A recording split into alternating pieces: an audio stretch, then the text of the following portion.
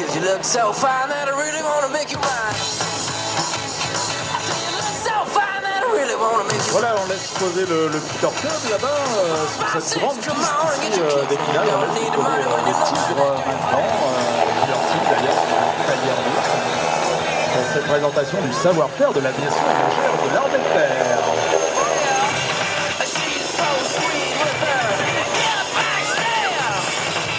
Toujours pareil, vous pouvez faire un petit signe de la main, mesdames, messieurs, et vous regardez devant vous, il vous dit bonjour. Allez-y, allez-y, levez les mains. Allez-y, bonjour, bonjour, bonjour. Et d'ailleurs, il agite sa tourelle. Regardez la tourelle, le canon qui est sous le nez. La présentation à laquelle vous allez assister est réalisée par un tigre, je vous l'ai dit, le BO 133, la présentation standard de l'aviation légère de l'armée de terre.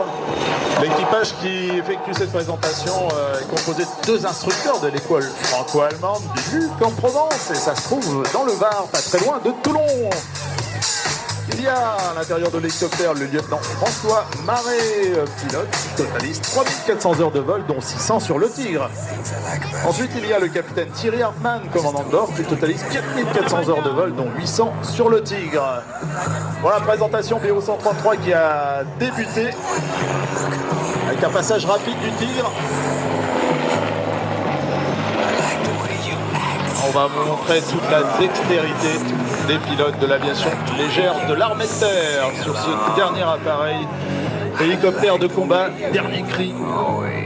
Les figures donc qui vont être présentées sont en quelque sorte une synthèse du savoir-faire enseigné dans l'aviation légère de l'armée de terre, qui permettent aux équipages d'exploiter au mieux la puissance de l'appareil, sa maniabilité, sa réactivité, atout décisif dans les missions d'attaque au sol et de combat aérien, y compris dans les phases les plus délicates. Voilà notre tigre qui revient vers la droite.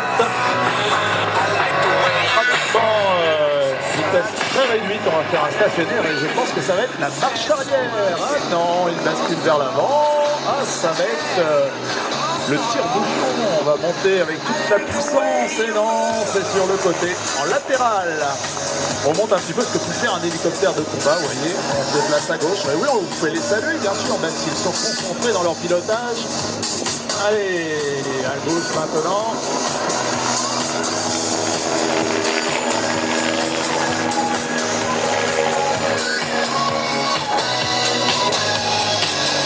Ainsi, ces évolutions ont pour but notamment de se dégager d'une visée adverse, d'échapper un poursuivant, de réaliser des arrêts rapides et de mener des attaques en prenant le maximum de vitesse ou encore d'esquiver un tir de missile. La démonstration est réalisée par un appareil d'appui de protection équipé d'un canon de 30 mm et de 4 paniers de roquettes de 68 mm.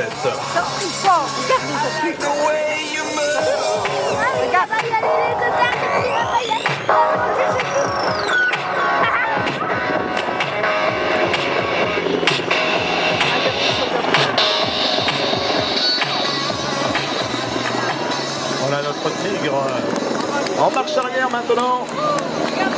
Le tigre est accompagné également du commandant Reynaud, chef de cours de formation Tigre. Il a 4900 heures de vol. Et on parlera tout à l'heure des mécaniciens qui sont également présents sur la plateforme, sans lesquels cet hélicoptère ne pourrait pas voler.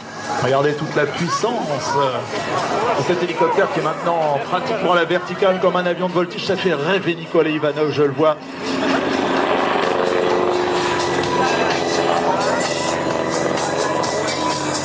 On verra tout à l'heure dans le ciel ici les finales avec son avion de voltige, le H540 aux couleurs d'Hamilton.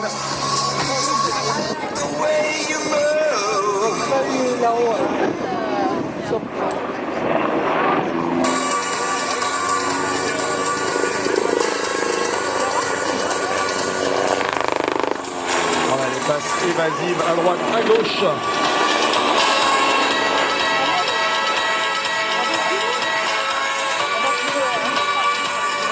Il faut savoir que l'engagement des hélicoptères français en Libye à partir du 3 juin a joué un rôle déterminant dans la campagne contre les forces pro-Kadhafi.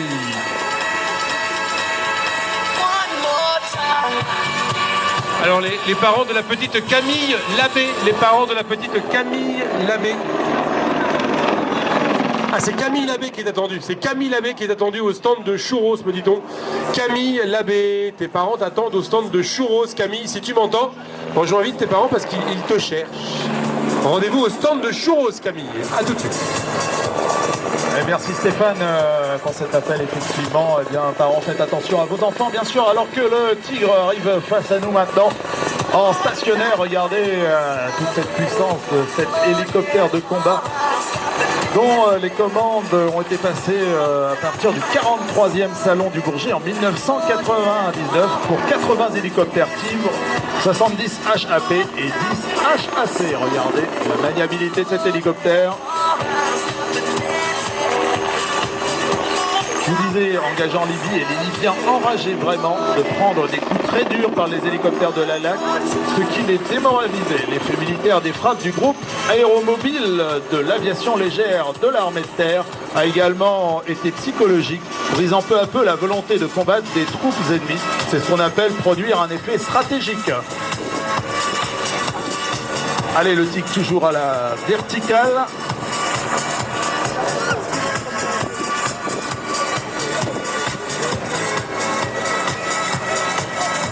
Regardez, spectaculaire plongeon, regardez, l'évasif par la gauche.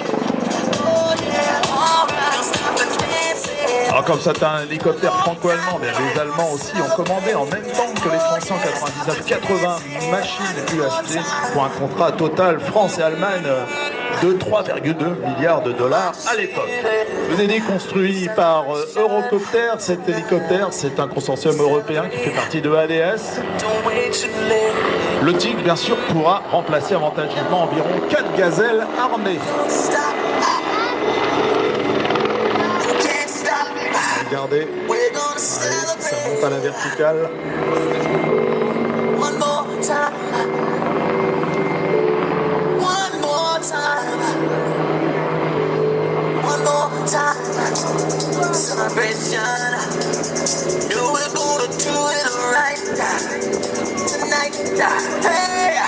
Et regardez, superbe. Un renversement. On entend bien le claquement des pales du rotor principal du Tigre. Regardez sur l'horizon là-bas le renversement. Et c'est parti par la gauche. Ah oui, comme un avion.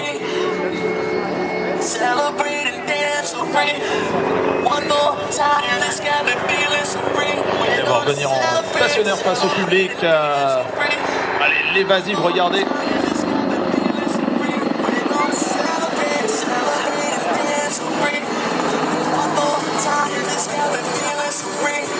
Et oui, il revient face à vous.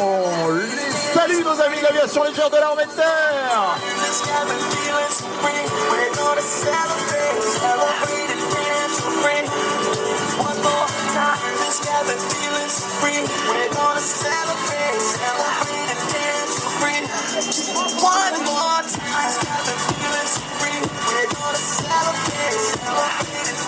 Eh oui, super, la nécessité d'engager les hélicoptères a été très vite estimée indispensable par l'état-major des armées au vu de la géographie de la Libye, un pays dont toute l'activité se concentre sur le rivage. Le groupe aéromobile de l'aviation légère de l'armée de terre pouvait donc être déployé à bord d'un BPC, c'est-à-dire un bâtiment de projection et de commandement de la Marine nationale, qui trouvait là sa véritable vocation de combat, c'est-à-dire le Tonnerre ou le Mistral. Cette action aérothéâtre à partir de la mer a été appuyée en permanence par des moyens navals de la Marine nationale. L'artillerie des frégates appuyait les raids d'hélicoptères en détruisant les menaces solaires ennemies lorsqu'elles se démasquaient. Pour ce faire, les frégates ont dû s'approcher très près des côtes, parfois à moins de 10 km. L'action combinée, eh bien, ça a été la première fois pour les militaires français. Jamais de tels raids d'hélicoptères n'avaient été conduits à partir